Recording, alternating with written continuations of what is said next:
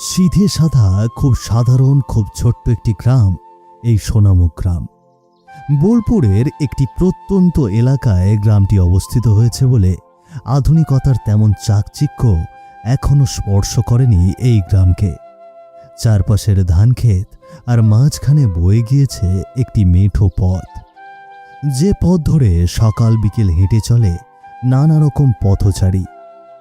এই গ্রামের লোকেদের দূরে কোথাও যাওয়ার জন্য বাহন হিসেবে ব্যবহৃত হয় ভ্যান, রিক্সা ও সাইকেল। এই গ্রামের বেশিরভাগ ঘরই মাটির তৈরি। গ্রামটির ঠিক পাশেই একটি ছোট্ট রেল স্টেশন আছে, যেটি সকলের কাছে বোলপুর রেল স্টেশন নামেই পরিচিত।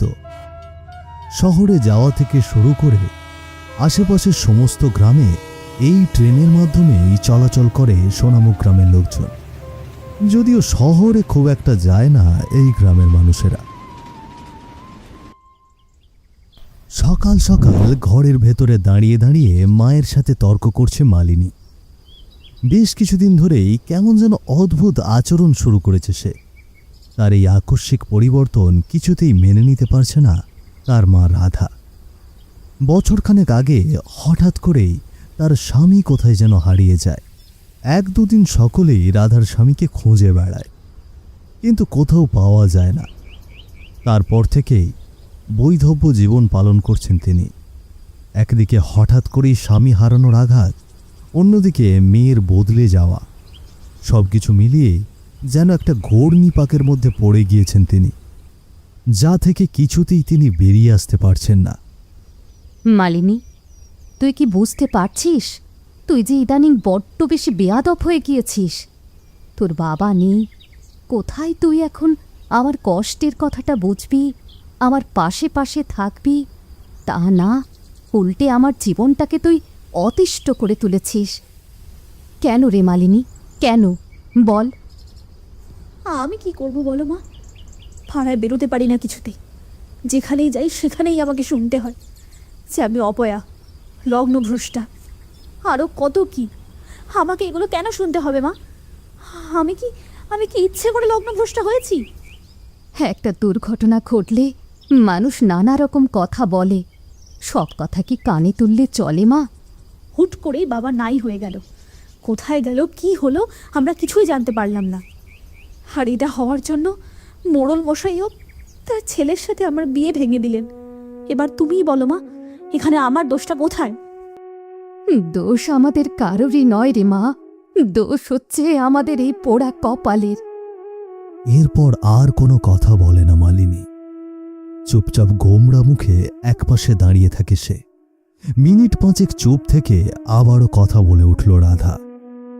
ও মা, মারে, তুই একটু শান্ত থাক না মা, একটু ভদ্রভাবে চলাফেরা কর, একটু বাড়ির বাইরে কম যা। তোকে নিয়ে লোকে মন্দ কথা বললে যে আমার একটুও ভালো লাগে না। রাধার এই কথারও কোনো উত্তর দেয়নি মালিনী, তাই বাধ্য হয়েই নিজেও চুপ করে যায় রাধা। মালিনীর সাথে কথা শেষ করে গ্রামের মোড়ের মুদি দোকানটায় কিছু বাজার করার জন্য আসে রাধা। দোকানের সামনে আগে থেকেই দাঁড়িয়েছিল নগেন। নগেন হচ্ছে রাধার স্বামীর খুড়তুতো দাদা। আর দোকানের ভেতর হাসি হাসি মুখ করে দাঁড়িয়ে আছে রামু। রাধা দোকানের সামনে গিয়ে দাঁড়াতেই যেন রামুর সেই হাসি বেড়ে যায় আরো দ্বিগুণ হারে। ইদানিং রাধাকে দেখলেই গ্রামের মানুষজন একটু অন্যভাবে তাকায়, বিশেষ করে পুরুষেরা। বিষয়টা বুঝেও যেন না বোঝার ভান করে সে। কি ব্যাপার মালিনীর মা, তুমি এই সকালে এখানে? কিছু লাগবে নাকি? না, মানে আসলে দাদা, ঘরে রান্না করার মতো একটা চালের দানাও নেই, তাই কিছু চাল আর ডাল কিনতে এসেছিলাম। দেখো কাণ্ড, এর জন্যই তোমাকে আবার কষ্ট করে আসতে হয় নাকি? আমাকে একটা খবর দিলেই তো আমি সবকিছু বাড়িতে পাঠিয়ে দিতাম। নগেনের কথার কোনো উত্তর না দিয়ে রামুর সাথে কথা বলতে শুরু করলো রাধা। বলছিলাম যে রামু, আমায় 2 কিলো চাল আর 500 গ্রাম ডাল দাও তো ভাই। ঠিক আছে বৌদি, এক্ষুনি দিচ্ছি, একটু দাঁড়ান। দিচ্ছি মানে কি রে? আগে আমি এসেছি, আমার বাজার আগে দিবি, তারপর বাকিদের। রামু, তুমি দাদার বাজারগুলোই আগে দাও, আমি দাঁড়িয়ে আছি, কোনো সমস্যা নেই। ঠিক আছে, তাই দিচ্ছি। আচ্ছা বৌদি, দাদার আর কোনো খোঁজ পেলে না, তাই না? কি আশ্চর্য, তোর কি চোখে ন্যাবা হয়েছে রে রামু? দেখছিস না রাধা বিধবা সাজে আছে? ওর স্বামী ফিরে আসলে কি এমন সাজে থাকতো? তুমি এত রেগে যাচ্ছ কেন বলো তো নগেন দাদা? বলছিলাম যে রামু, আমার বাজারটা। এই নাও বৌদি, তোমার 2 কিলো চাল আর 500 ডাল। ধন্যবাদ ভাই, টাকাটা আমি 2 দিন বাদে এসে দিয়ে যাব, কেমন? আচ্ছা আচ্ছা, ঠিক আছে ঠিক আছে। এরপর রাধার চাল আর ডাল একটা ব্যাগে করে রাধাকে দিল রামু। এরপর দোকানের সামনে থেকে ব্যাগ হাতে করে চলে যায় রাধা। দোকানে তখনও দাঁড়িয়ে থাকে নগেন। আহারে বেচারি। হ্যাঁ হ্যাঁ, বেচারি বটে। 2 দিন বাদে এসে দিয়ে যাব করে আজ 2 মাস হতে চলল, টাকা দেওয়ার কোনো নামই নেই। বিকেল হলেই গ্রামের মেয়ে বউরা এসে হাজির হয় গ্রামের একমাত্র পুকুর ঘাটে। রাতের খাবার জল সংগ্রহ করবার জন্যই মূলত তারা এখানে আসে। আজও পুকুর ঘাটে এসে হাজির হয়েছে কল্যাণী ও মোহিনী। তারা দুজনেই রাধাদের প্রতিবেশী। জল ভর্তি কলস নিয়ে ঘাটে দাঁড়িয়ে দাঁড়িয়েই রাধা এবং মালিনীকে নিয়ে আলোচনা করছে তারা। কথা বলতে বলতেই কেমন একটা তাচ্ছিল্যের রেখা ভেসে উঠছে দুজনের মুখেই। শুনেছ কাকিমা, মালিনী কিছুদিন হলো বিয়ের জন্য একেবারে ক্ষেপে উঠেছে। সব নিয়ে মায়ের সাথে ঝগড়া করে।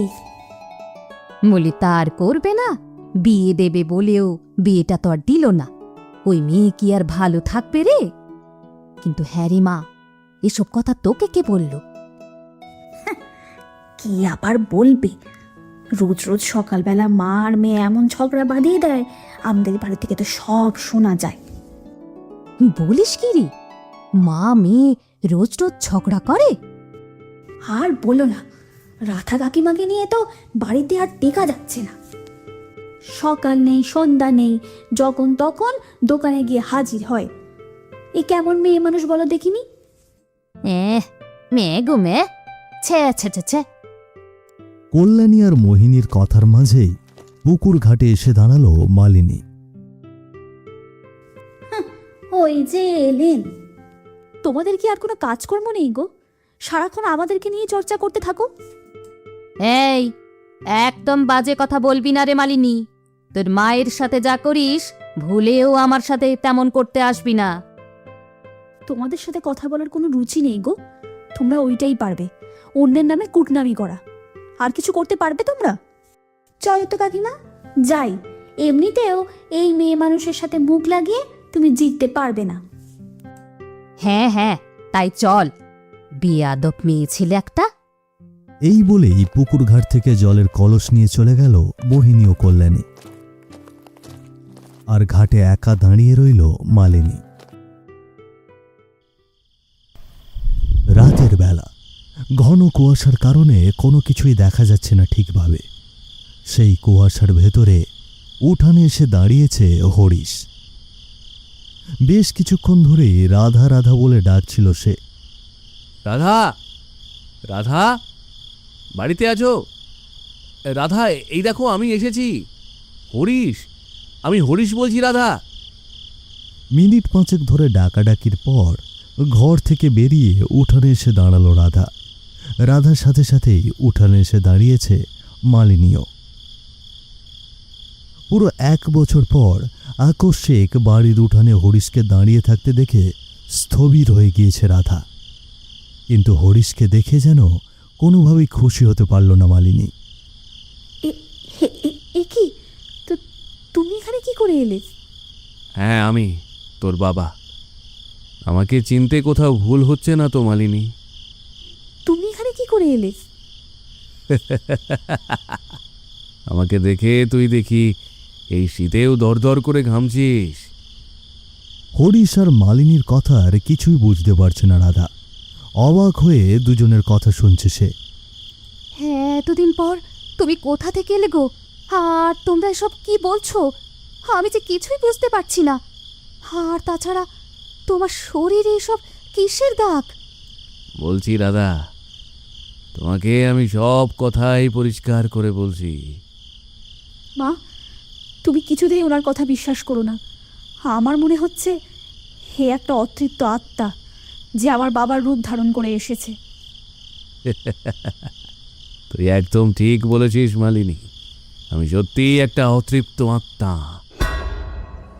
কিন্তু আমি অন্য কেউ নয়, আমি হরিশ, যাকে তুই আর তোর প্রেমিক মেরে স্টেশনে ফেলে রেখেছিলি 1 বছর আগে। মানে মানে এসব তুমি কি বলছো গো? হ্যাঁ, এসব তুমি কি বলছো? মালিনী, মানে আমাদের মেয়ে মালিনী তোমাকে মেরে ফেলেছে? না না না না, এটা কিছুতেই হতে পারে না, এটা কিছুতেই হতে পারে না। তোমার বোধহয় কোথাও কোথাও কিছু একটা ভুল হচ্ছে। ভুল? কিছুতেই না, আমি কিছুতেই ভুল বলছি না। মালিনী আমাকে মেরেছে। এরপর 1 বছর আগে ঘটে যাওয়া সেই ঘটনার কথা রাধাকে বলতে শুরু করে হরিশ। সেদিন ছিল মালিনীর আশীর্বাদের দিন। গ্রামের মোড়ল নারায়ণবাবুর একমাত্র ছেলের সাথে বিয়ে ঠিক হয়েছিল মালিনীর। কিন্তু সেই ছেলেকে বিয়ে করতে রাজি ছিল না সে, কারণ শিবু নামের এক ছেলেকে ভালোবাসত মালিনী। আর এই কথাটা সে কয়েকবার তার বাবার কাছেও বলেছিল। শেষ পর্যন্ত কোনোভাবে বিয়েটা আটকাতে পারছিল না সে। তখনই বাড়ি থেকে পালিয়ে যায় মালিনী আর শিবু। সারাদিন খুঁজে খুঁজে বোলপুর স্টেশনে এসে মালিনীকে খুঁজে পায় হরিশ।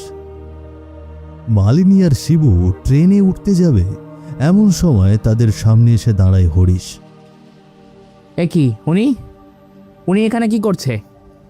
উনি এখানে কেন এসেছে মালিনী? তুমি কি তোমার বাবাকে বলে এসেছো? না, একদমই না। তুমি আমার কথা বিশ্বাস করো শিবু, আমি তাকে কিছুই বলিনি। তাহলে তিনি কিভাবে আসলেন? আমি কিছুই জানি না শিবু। বেয়াদব মেয়ে, তোকে কতবার বলেছি এই শিবুর সাথে তোর বিয়ে হবে না, তবুও তুই কোন সাহসে এই ছেলের হাত ধরে পালিয়ে এলি? বাবা মায়ের মুখে চুনকালি দেওয়ার আগে তোর একবারও আমাদের কথা মনে পড়ল না? তুমিও তো আমার কথা একবারও শুনলে না বাবা। আমি তো তোমাকে অনেকবার বলেছিলাম যে আমি শিবুকে ভালোবাসি আর আমি ওকেই বিয়ে করতে চাই। শিবু ভালো ছেলে নয়, তোকে আর কতবার বলবো? মালিনী, তুমি কি এখানে দাঁড়িয়ে দাঁড়িয়ে ওই লোকটার সাথে কথা বলেই যাবে যে তোমার ভালোবাসা তোমার থেকে দূরে সরিয়ে দিতে চায়, নাকি আমার সাথে যাবে? আমি তোমার সাথে যাব শিবু। তাহলে আর 1 মুহূর্তও দেরি করো না, চলে এসো ট্রেনে। ট্রেনটা কিন্তু এখনই ছেড়ে দেবে। খবরদার মালিনী, এই ভুল করিস না। শিবুর সাথে যাস না মা, চলে আয়, চলে আয়। এই বলে মালিনীকে বাধা দিতে যাবে, এমন সময় হরিশকে ট্রেনের নিচে ধাক্কা দিয়ে সেখান থেকে দৌড়ে পালায় শিবু ও মালিনী। কথাগুলো বলতে বলতেই কেঁদে উঠল হরিশ। হরিশের মুখে কথাগুলো শুনে কাঁদতে শুরু করল রাধা। আর রাধার পাশে চুপচাপ দাঁড়িয়ে আছে মালিনী। বাবার ওপর সেদিন কত বড় অন্যায় করেছিল সে, সেটা সেদিনই বুঝতে পেরেছিল মালিনী। কারণ তাকে বিয়ে করার প্রতিশ্রুতি দিলেও তাকে আর বিয়ে করেনি শিবু। 2 দিন বাদে সেই স্টেশনের সামনেই মালিনীকে রেখে চলে গিয়েছিল শিবু। ছি মালিনী, ছি! এতদিন শুনেছি মেয়েরা নাকি বাবার জন্য পারলে জীবনটাও দিয়ে দেয়। আর তুই তুই কি করলি? এখানে তো তুই নিজেই তোর নিজের বাবার জীবন কেড়ে নিলি। কেন করেছিলি মালিনী? কেন করেছিলি? আমি আজ মালিনীর করা সেই অপরাধের শাস্তি দিতেই এখানে ফিরে এসেছি রাধা। এত কিছুর পরও এই মেয়ে শুধরায়নি। দিনের পর দিন সে তোমার সাথে নানান ধরনের অসৎ আচরণ করেই গিয়েছে, আর তাই আজ আমি এসেছি তাকে শেষ করতে। এতক্ষণ ধরে চুপচাপ দাঁড়িয়েছিল মালিনী।